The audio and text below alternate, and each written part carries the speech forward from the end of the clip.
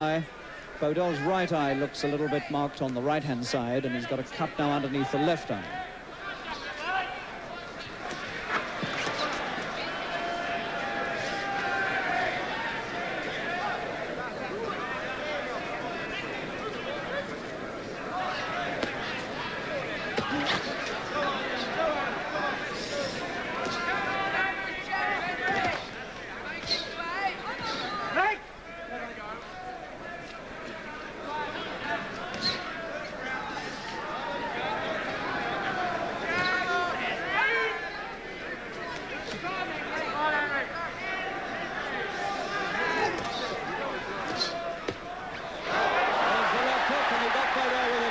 A short left hook inside, and once again Bodell jumps up quickly, doesn't want to count, but he was hurt.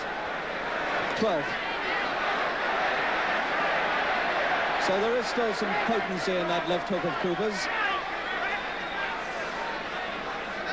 Beautifully timed, that one. It didn't look a big punch, but it had tremendous effect.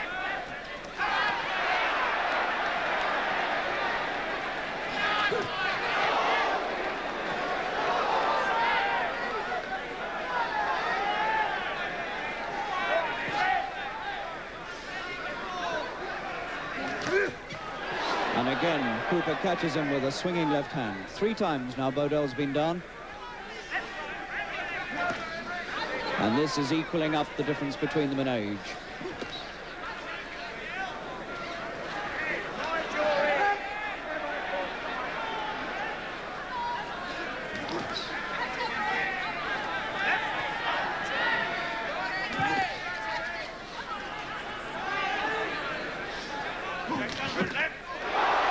Again, that left hook gets in as Bodell walks in.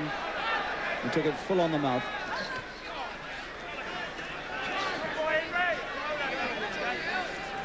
Henry is dredging up the very last bits of stamina in this fight.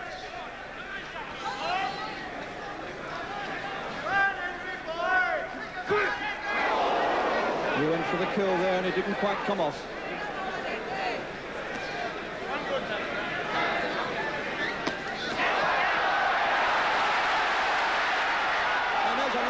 And Henry's mouth pops open. There was a left swing by Bodell, landed low, and George Smith gives him a real ticking off about it while Cooper gets his breath back.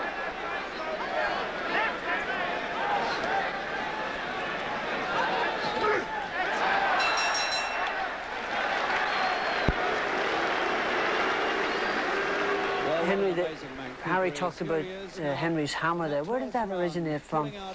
I'm not sure who nicknamed it. I think one of the writers nicknamed it. I think it was either or from the Express guy, I can't think of his name now, or George Whiting, it could have been. It was a toss-up between those two, one the Daily Express writer and George Whiting, but they nicknamed it Henry's Hammer for some reason, so it stuck ever since. And he was also concerned about the fact that you hadn't sort of gone into these late rounds for almost a decade. Were you concerned?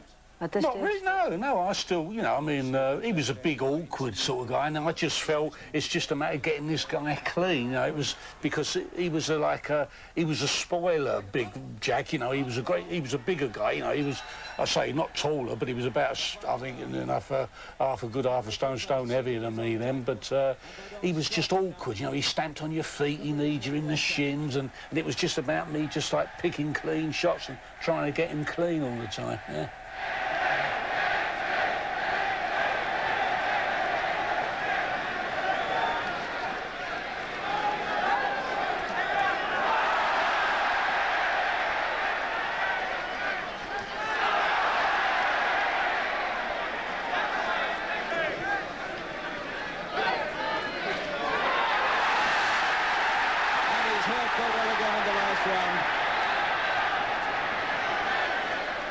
They very nearly had him.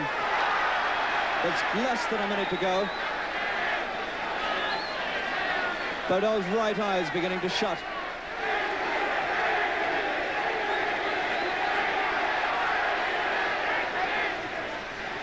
And Cooper is going to win his title back. An astonishing achievement this will be. Half a minute. Bodell still gamely fighting back.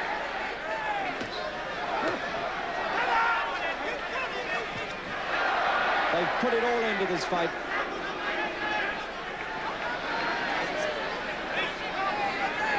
Ten seconds to go.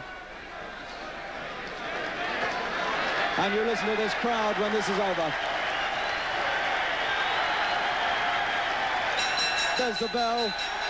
The end of that British Heavyweight Championship fight, and it's Cooper. Henry Cooper has got the British title back, and the whole of Wembley is jumping to its feet. That is a really remarkable performance by the 35-year-old Henry Cooper, the first man since Len Harvey to regain the British heavyweight crown. The title he threw back at the British board last year and has fought over 15 bitter rounds tonight to win a fully deserved victory, putting Bodell on the floor 3 times and coming up with this remarkable win over 15 rounds, a way we didn't think he could win it. But he's done it again. Henry Cooper, a living legend in British boxing. Henry, have you got the breath left to talk to me? Just about, Harry. Congratulations, that really was a remarkable performance. Well, not bad for an old man, is it, I suppose? Not bad at all. Did you think early on that you were going to have to go 15 rounds with this? I had a sneaking feeling after a few rounds. I was catching him, but I just wasn't catching him clean somehow, you know. You had a good 4th round, remember that? Yeah, when he went down. Did you think at that stage that you might get it over quickly then? Well, he seemed to get up and he recovered pretty quick, so I thought, you know, perhaps he would recover. The thing I found really remarkable was that towards the end you were very much stronger than he was. Well, you know, the old left hand was working well. You said you would be able to go 15 rounds well, and you certainly did it. Yeah, thank you, Harry. Henry Cooper, champion again, almost at the age of 36. I don't expect to see a man do this again in my lifetime.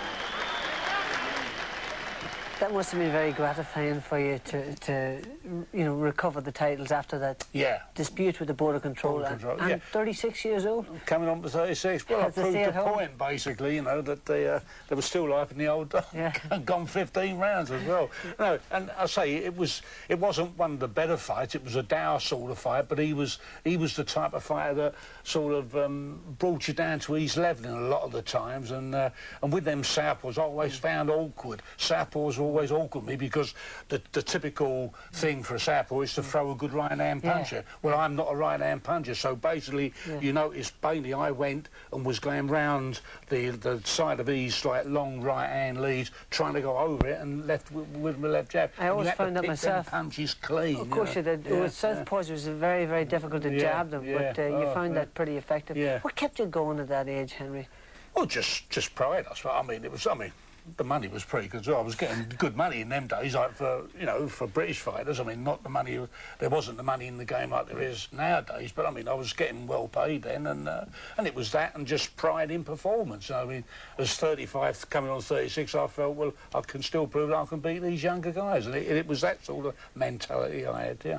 You were always very strong, but you were light for a heavyweight. I mean, the 13.5, 13.6 and so on. Oh, yeah, well, I mean, bet you life I was only about 13.7.5. My best fighting weight was 13.8. If I came in at 7.5, 8, I was good, I could move, I felt good.